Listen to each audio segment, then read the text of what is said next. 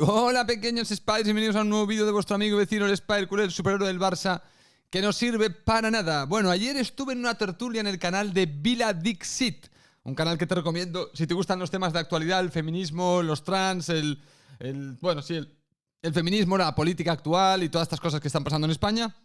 Pues te invito a que vayas a su canal para ver estos contenidos, pero también para que vayas a ver...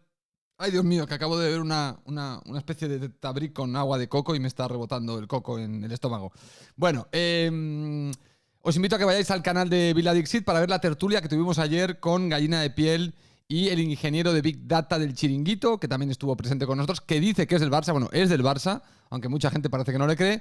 Y tuvimos una tertulia muy interesante. Como ya pasó la otra vez que estuve en el canal de Vila Dixit, gracias a su canal, pues tengo un tema que comentar en el día de hoy para expandirlo mejor, porque quedó un poco colgado, me parece interesante. Seguramente algún día pueda haber una tertulia de debate, pero también es verdad que en estas tertulias de debate, a veces por no acaparar mucho y por no estar hablando solo todo el rato y dejar a los demás, no puedes acabar de elaborar bien una idea. Y entonces, bueno, pues hay una discrepancia que no se puede acabar de profundizar para entender bien cómo uno llega, o cada uno de nosotros llega a la conclusión que llega, porque esto es muy importante. Es decir, tú piensas A, ¿vale? ¿Por qué piensas A? Esto es muy importante. Yo quiero saber cómo llegas a A, porque igual no estoy de acuerdo con A, pero si me explicas cómo tú has llegado a A, igual me haces cambiar de opinión. O contemplo A como una posibilidad más factible que B, que es la que digo yo, ¿no? Entonces, vamos a hablar de este tema. Antes, como siempre, te pido que te suscribas al canal. Y nada, vamos a por ello. El debate era el siguiente. Ayer nos preguntaba David, que es el que lleva el canal de Vila Dixit, nos preguntaba si Messi, si queríamos que volviera Messi el año que viene. Yo dije que sí, Gallina de Piel dijo que no, que había que cerrar ya el ciclo. Esto es hasta aquí perfecto. Creo que los que piensan que no, que Messi no debe volver, creo que tienen un punto muy, muy fuerte, que es simplemente el hecho de ya está, ya pasó, la época Messi en el Barça se acabó y el Barça tiene que seguir adelante sin Messi. Es un punto bastante sólido ya en sí mismo, no hace falta tampoco ni argumentar mucho más.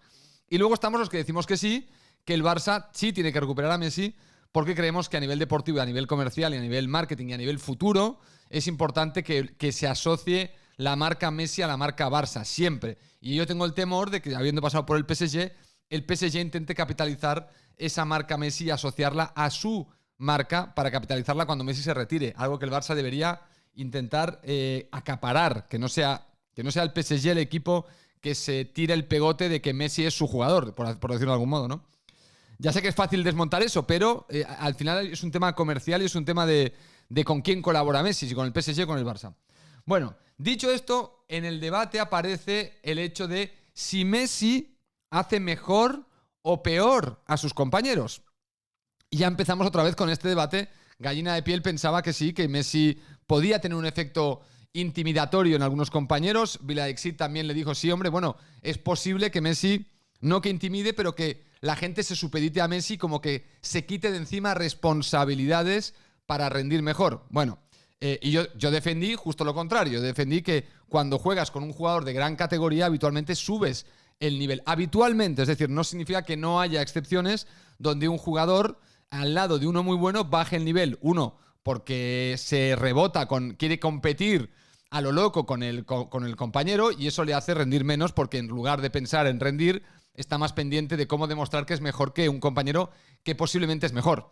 Y esto lo hemos visto en muchos jugadores y equipos. Los jugadores que entienden que hay un jugador superlativo y se someten, en cierto modo, a esa jerarquía, suelen rendir mejor como grupo que aquellos que tienen jugadores que dicen no, yo soy tan bueno como este y por lo tanto yo no tengo que supeditarme a este. Él se tiene que supeditar a mí. Y ahí es cuando entra el conflicto donde uno sigue rindiendo, en este caso Messi, y el otro, por ejemplo Zlatan, pues deja de rendir porque está más pendiente de demostrar que de jugar.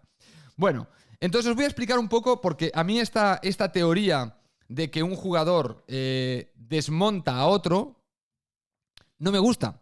Y no me gusta porque si hago un análisis racional, no veo exactamente cómo podemos explicar este fenómeno desde el punto de vista del hundimiento del rendimiento. Es decir, una cosa es que yo pueda pensar que, por ejemplo, Michael Jordan o Messi o Maradona hacían mejores a sus compañeros.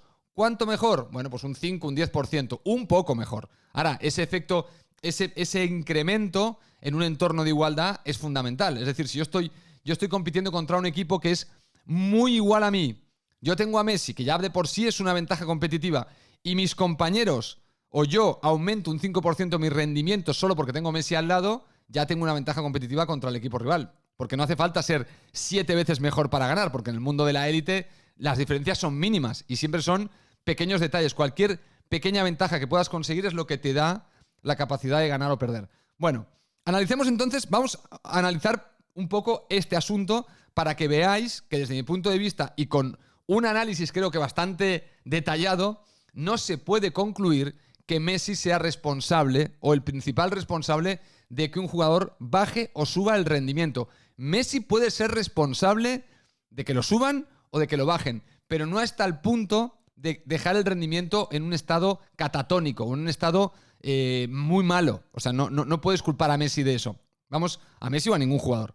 Yo tengo la teoría de que los grandes jugadores convierten a sus compañeros en mejores en líneas generales. Repito, líneas generales no significa que no haya excepciones que rompan esa regla, sino que en general Messi hará mejor a sus compañeros. Habrá alguno que no, pero la norma será que los hace mejores. Bueno, vamos a analizar entonces cómo es el desempeño de un jugador de fútbol. ¿Cuáles son? Lo primero que hay que hacer cuando quieres embarcarte en uno de estos análisis es decir, antes de decir si Messi duerme a Dembélé o anestesia al otro, tienes que pensar primero qué determina el rendimiento de un jugador de forma individual. ¿Qué lo determina? Vale, pues yo digo, ¿qué factores hacen que un jugador rinda en un terreno de juego? Uno sería principalmente su capacidad física. Dos, su capacidad intelectual, su capacidad de leer el partido, de tener buena lectura e interpretación de lo que está sucediendo, de anticipación, etc. Tres, su capacidad técnica. Lo bien que se maneje con el balón, lo bien que lo controle, lo bien que chute, lo bien que pase. O sea que tenemos 3 pilares fundamentales: el físico, el mental y la capacidad técnica, ¿no? Sería un poco físico, lectura de partido, inteligencia futbolística y técnica con el balón. O sea, ser capaz de dominar el balón bien, etc.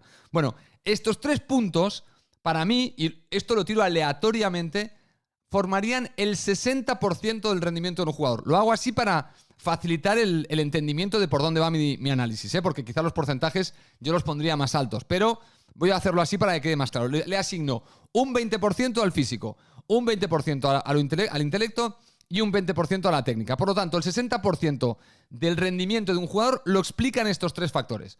Vale, queda un 40% por explicar. Vale, ¿qué explica el otro 40%? Bueno, pues vamos a poner, si estás en un equipo muy bueno o muy malo, vamos a darle, por tirar números redondos, un 10%. Y tienen una correlación positiva. Si estás en un equipo muy bueno, tú rindes más. Si estás en un equipo muy malo, rindes menos. Por lo tanto, ese 10% de impacto en tu rendimiento, que si estás en un equipo bueno o malo, si estás en un equipo malo, pues bajará. Es un rendimiento, ese 10% te va en contra. Si estás en un equipo bueno, ese rendimiento es positivo. Por lo tanto, este 10% aporta a tu capacidad de ser buen jugador. ¿Qué más te podría afectar en el campo? Bueno, pues te puede afectar el entrenador. Vamos a poner que el entrenador es otro 10%. Vamos a poner que ya estamos llegando al 80% de tu rendimiento, ¿no? Tienes el 20% es tu físico, el 20% es tu lectura e inteligencia futbolística, el 20% tu técnica, el 10% la calidad en el equipo en el que juegas, o sea, tus compañeros que te rodean en el equipo, y un 10% más es el entrenador. Ya tenemos el 80%. Entonces, si tienes un buen entrenador, rindes bien, también es una correlación positiva. Si tienes un entrenador que es una mierda, pues rindes peor. Vale, pues entonces, otro factor que explica.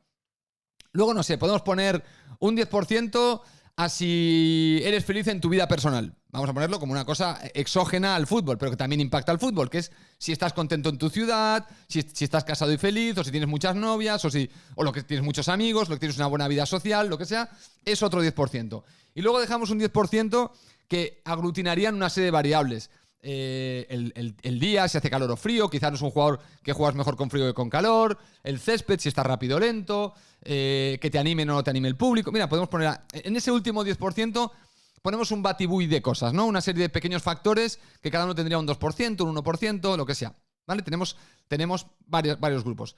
Si hacemos este análisis de los factores que impactan a un jugador y le asignamos el porcentaje correspondiente, claro, lo que nos damos cuenta es que tus compañeros, en este ejemplo que he puesto yo, son solo el 10% de tu rendimiento, porque hemos dicho que el 20% era el físico, el otro 20% era tu intelecto, el otro 20% tu técnica, y luego había un 10% que era en el tipo de equipo en el que juegas. Juegas con jugadores que son muy buenos o juegas con jugadores que son unos troncos. Si juegas con jugadores, si estás rodeado de jugadores muy buenos, seguramente tú parezcas más bueno y tú aumentes el rendimiento. Si estás jugando con jugadores muy malos, sí, tú puedes parecer muy bueno, pero seguramente tu rendimiento no será tampoco muy bueno, o por lo menos el rendimiento grupal no será muy bueno.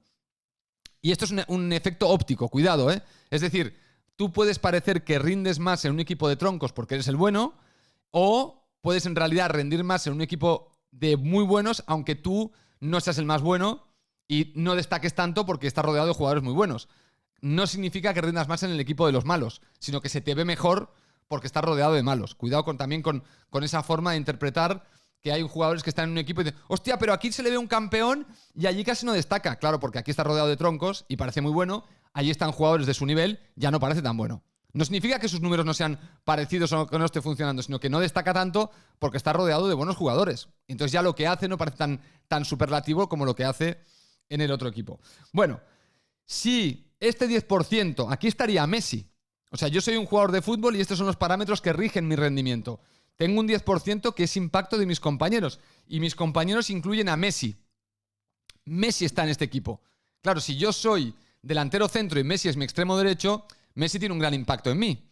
Pero si yo soy delantero centro, el portero tiene poco impacto en mi rendimiento, porque yo casi no me conjugo nunca con el portero. Lo único que tiene es el rendimiento grupal. Yo pierdo los partidos si mi portero es un tronco.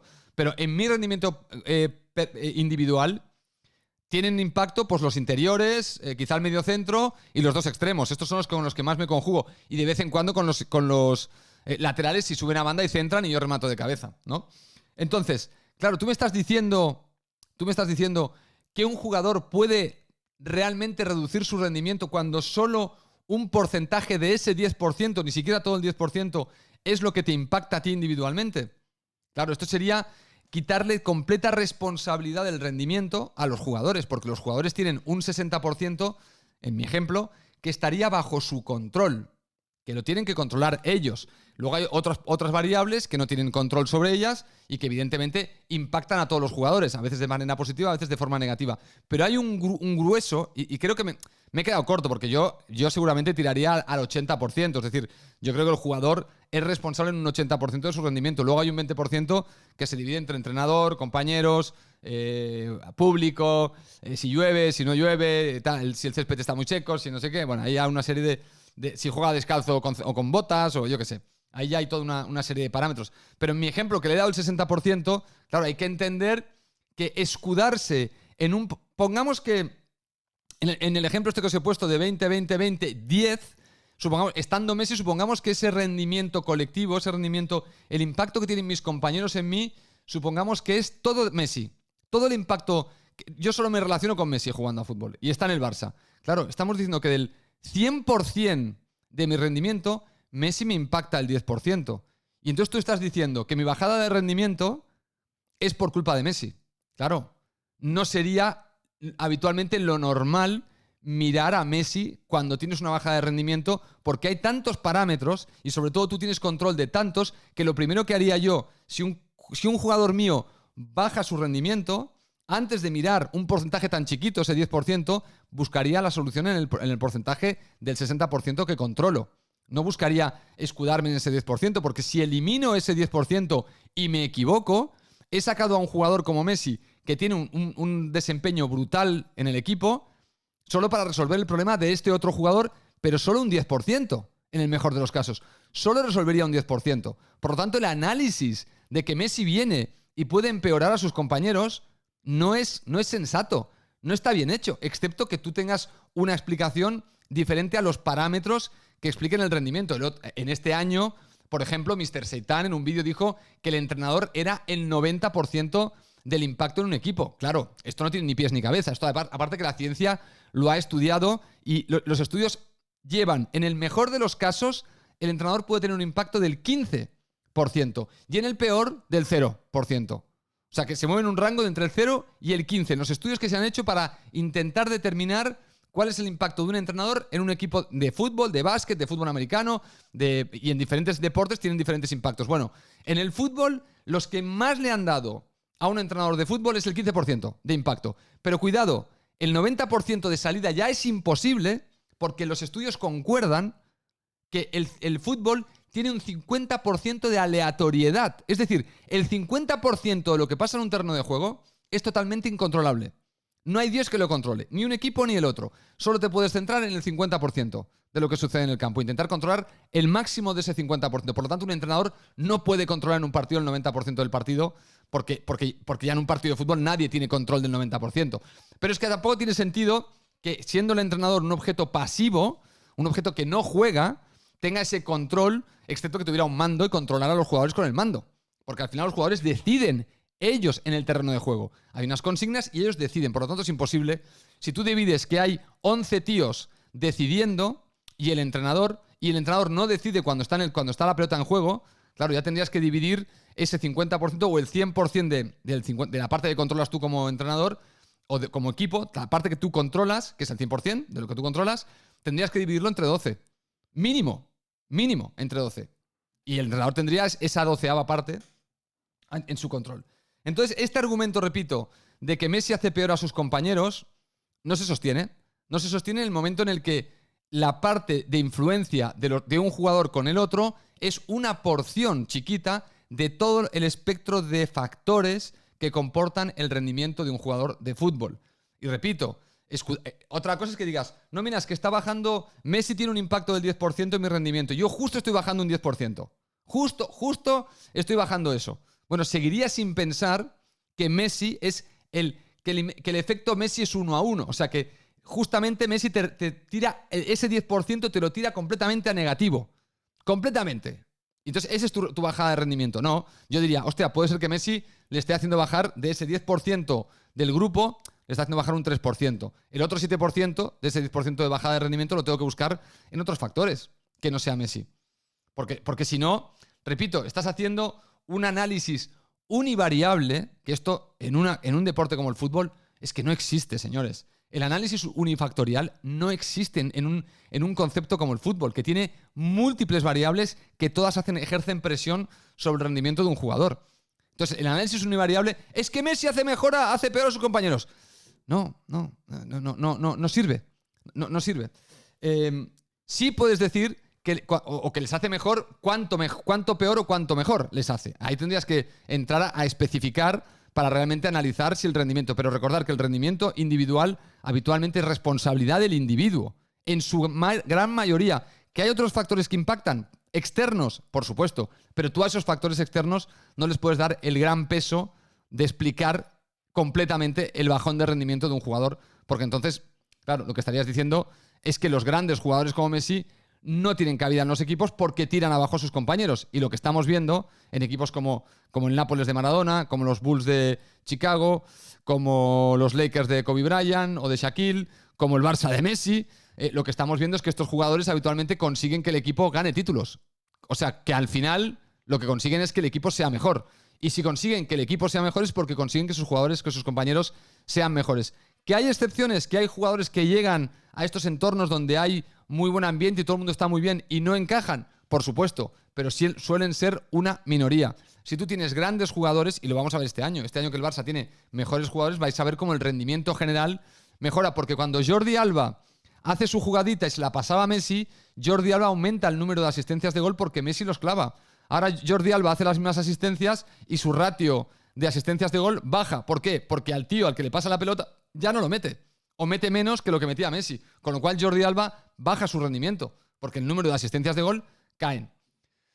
Bueno, señores, yo espero haber explicado esto como quería explicarlo. Lo voy a haber explicado mejor, seguro. Pero quería explicarlo porque a veces pasan estos debates en estas tertulias que te tiran ideas y te dan ganas de explicar un poquito mejor lo que querías decir en el debate, que no tuviste tiempo porque, bueno, pues con el toma y daca pues tienes que dejar hueco para el otro. Y imaginaos, no puedo estar 19 minutos explicando esto cuando el otro está esperando también para hablar, ¿no? Así que bueno, si tenéis otra explicación, pues me lo dejáis saber. Nos vemos en el próximo vídeo de vuestro amigo vecino de Spire Culé. Hasta la próxima.